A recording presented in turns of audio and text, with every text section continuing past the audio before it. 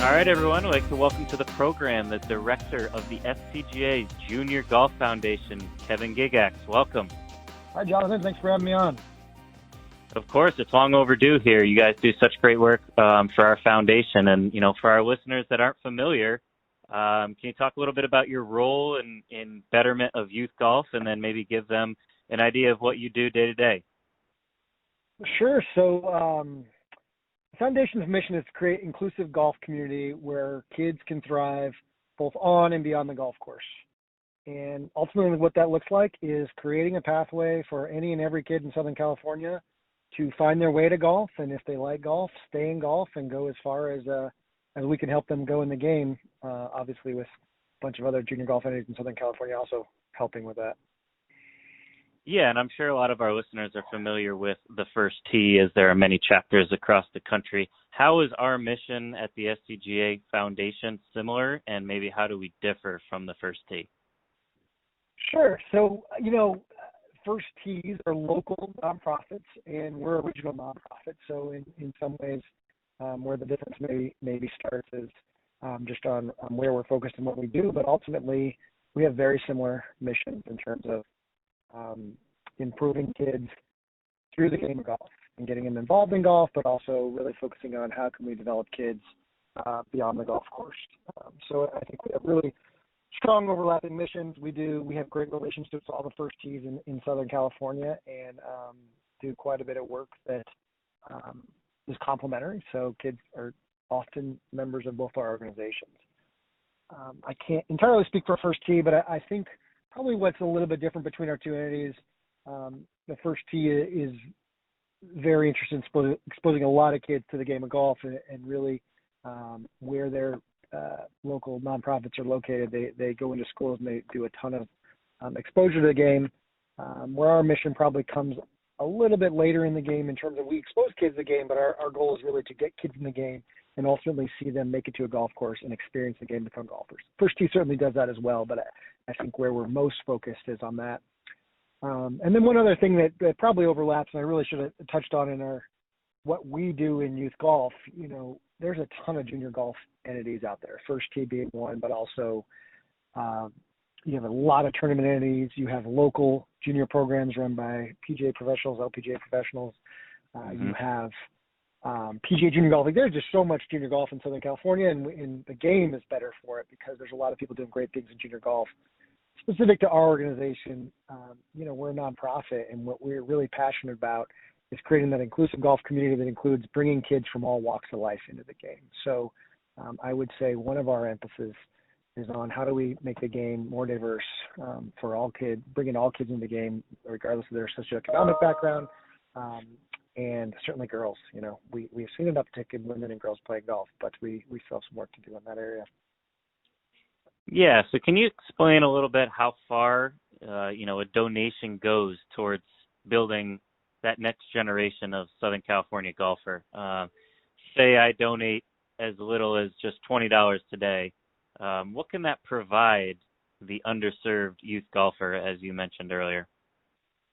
Sure. So we have a big reach. We are across all of Southern California, and we're doing a lot of different things. So $20 can go to a lot of different areas of our programming, just depending on what a donor is passionate about, what they want to support. Ultimately, we're creating community for kids to grow through the game of golf.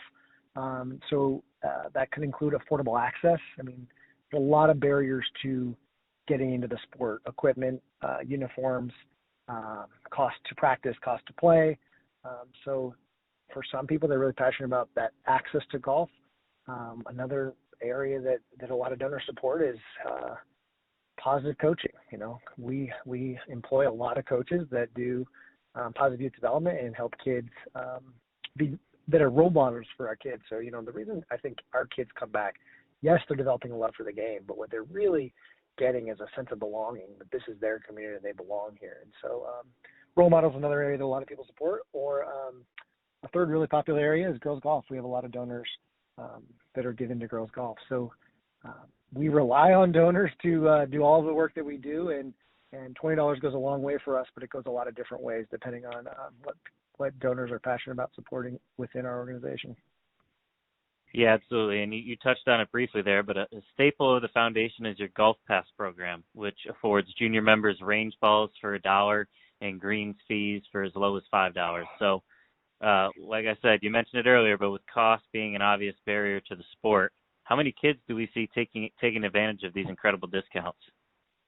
So for our, we call it the SCGA Junior Golf Club. It's a virtual golf club that serves all of Southern California. And the big benefit is that $1 to $5 green and range fees. We'll see about 5,000 kids sign up for a membership and check into a golf course every year. And those 5,000 kids check into golf courses about 85,000 times. So I think one of the things we take great pride in is that golf club is the place, particularly for public junior golfers, to go practice and play. The average kid is checking in 13 times a year. That's by definition of golfer, that's a pretty avid player. So we take great pride that we're serving those kids that really have a passion for the game and are getting out and hitting balls and going to play. Yeah, and you guys have a lot of members that are very passionate for the game and would definitely be, quote unquote, the avid golfer. A lot of those are participants in the player and youth development program, which is ballooned in a full-scale operation for you guys, from one-on-one lessons to club fittings and various playing opportunities. The PYD program is obviously very popular. Is this where we see most of those dedicated youth golfers, as you just touched on?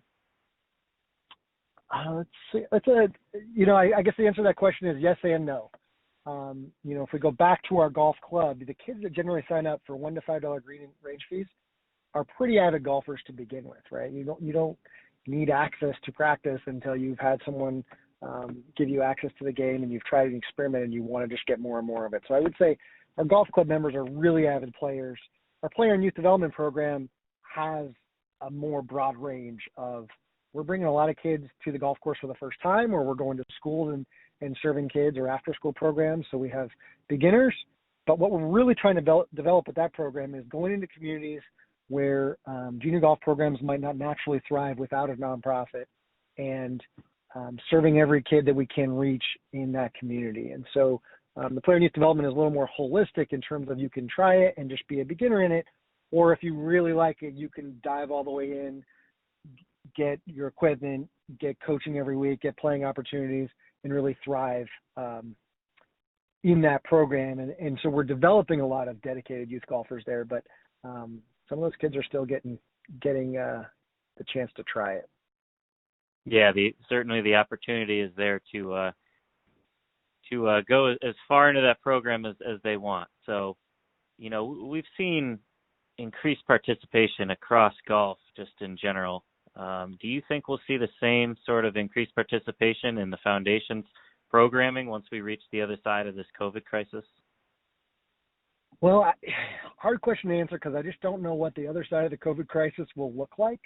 I definitely believe that demand for our programs will go up dramatically when the health guidelines allow us to do more group programming, because I think kids right now really would want and need opportunities to be outside and connect with other kids and have role models.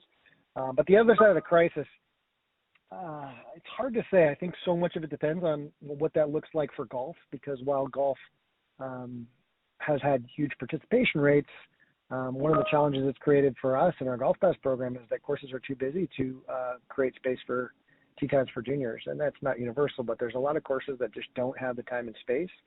And the larger concern I probably have for what happens to golf in the long run is, junior golf is a beneficiary of a healthy golf system, and beginner facilities are so critical to people getting into the game, trying the game, and kind of growing the game before they start playing on 18-hole facilities. Most of those facilities are owned by municipalities. They don't make money, and as the financial pressures increase on municipalities and just golf in general, it could go either way, I guess, is my answer. Yeah, I mean, that all makes sense. And you mentioned that beginning facilities for beginners. We've centered our programming mostly in the San Fernando Valley, Southeast Los Angeles areas. But recently we've expanded to another location in Riverside at Fairmount Golf Course, which is a very exciting venture for everybody involved. what's that expansion say about your successes, and are you planning to expand further? So I'll start with the second question. As we're able to develop the resources, we absolutely want to expand further. I think there's some really positive numbers out there about who's participating in golf and how it's growing. But at the end of the day, I think golf and junior golf has plenty of room to reach more kids and to be more relevant to juniors. So to the extent that we can create the resources, expand further and create more opportunities for kids in other communities, we absolutely are passionate and want to do that. How we've gotten so far, how we've expanded so far is ultimately, I think we've been able to really demonstrate our success to partners, funders, and donors. And one of the things we're really passionate about is outcomes. It's not just about how many balls get hit in our program. It's about what's the impact that we have on kids. Do kids get more opportunities? Do they develop beyond the course? Do they increase their self-esteem? Do they feel a sense of belonging? So I think that's why we've been able to expand this, because we really work to track and understand our outcomes and improve our outcomes, and donors and others have responded to that and have helped us continue to grow. Yeah, and you nailed it right there. So growing outside of the course, and I think a perfect example of that is your Scholar program. In the last 10 years, the SCGA Junior Golf Foundation has awarded more than $1.1 million to 96 college students. Obviously, that's all in the form of scholarships. So knowing how burdensome college tuition has become these days, how rewarding is it to supply, some form of relief for these kids, these junior scholars? Well, it's incredibly rewarding to be repetitive, rewarding to reward the kids for just being great kids. I mean, our scholarship program, the kids are just incredible, and I think the people that could best attest to that is our scholarship committee. I think it is probably our number one place for board recruitment, because when volunteers come and interview our scholars and then get the opportunity to interview them when they're freshmen and watch them grow and graduate from college, it's just an incredible experience that drives a passion for our mission and a passion for our work. And so I would say it's certainly rewarding for us on the staff and for us that get to be on that committee. But ultimately, it's really about rewarding those kids for the hard work they've put in on and off the course, and being able to be part of their support system as they go through college. Yeah, and there really is a sense of family with those kids. After they graduate from college, it seems that their experience as a scholar really sticks with them, and they just keep coming back for speaking engagements and wherever you guys need them to help out and put a good word in to really pay it forward. Absolutely, you hit the nail on the head with family. I mean, I think the word we use most at our organization is community, and those scholars become such a core part of our community that they love coming back, and they love being involved with the younger kids, and they've developed relationships with donors and volunteers. And so our foundation is most successful when everyone feels part of the community, including SCGA members, clubs, everyone that we can have involved. And those scholars, I think, are probably our most ardent ambassadors for the community.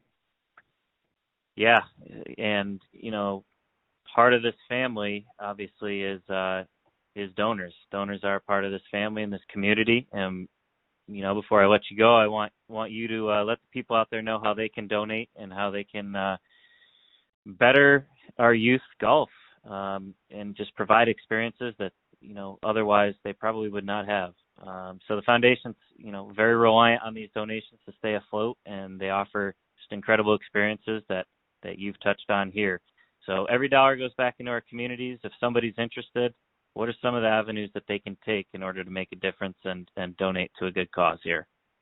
Yeah, so we serve a big region, so there's a lot of different ways to be involved. It ultimately kind of goes back to your first question about how do I donate? What does it go to?